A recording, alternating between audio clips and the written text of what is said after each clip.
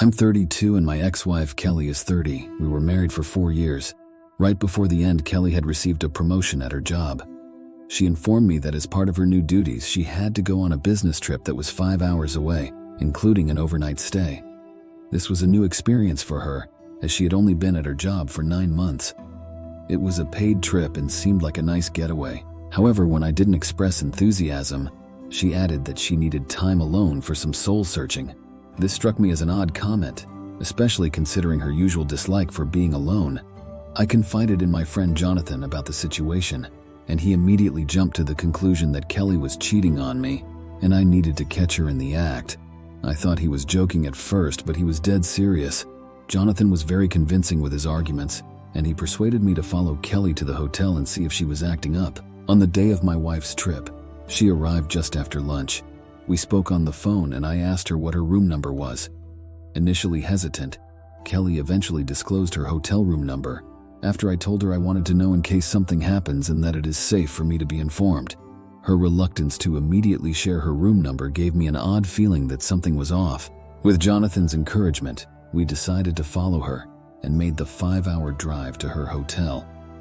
When we reached the hotel around 10 p.m., we stood outside her room door ready to confront the situation.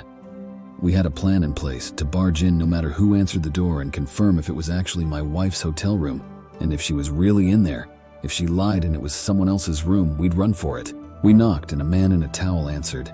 We pushed past him and found Kelly lying naked on the bed, attempting to cover herself.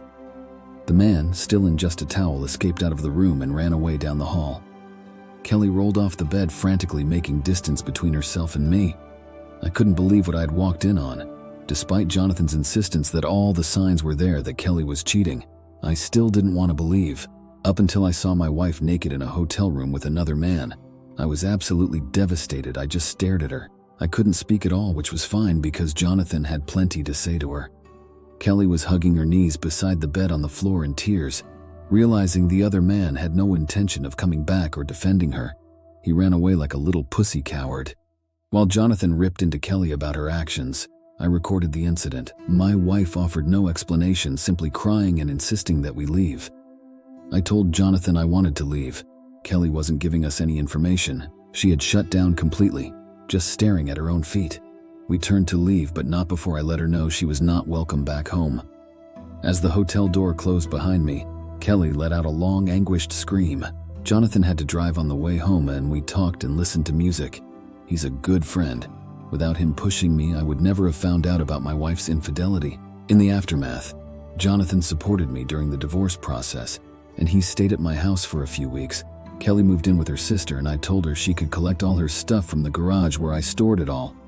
I installed a camera to watch the garage in case she got up to anything sketchy. She came over with a moving truck alone and retrieved her belongings from the garage.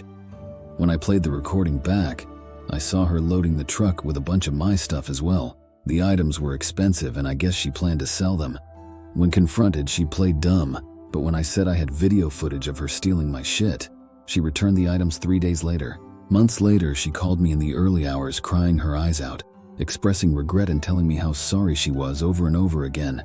She's been sleeping on a mattress on the floor at her sister's house, and she's miserable with how things have turned out. She asked if I was willing to give our relationship another chance.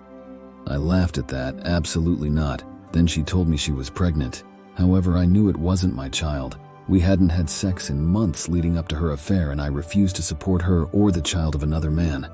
She apologized once more before hanging up, and we haven't spoken since. In the meantime, I started a successful business and hobby with my friend. It's been great and I found a lot of happiness and fulfillment through doing that. Things are going well.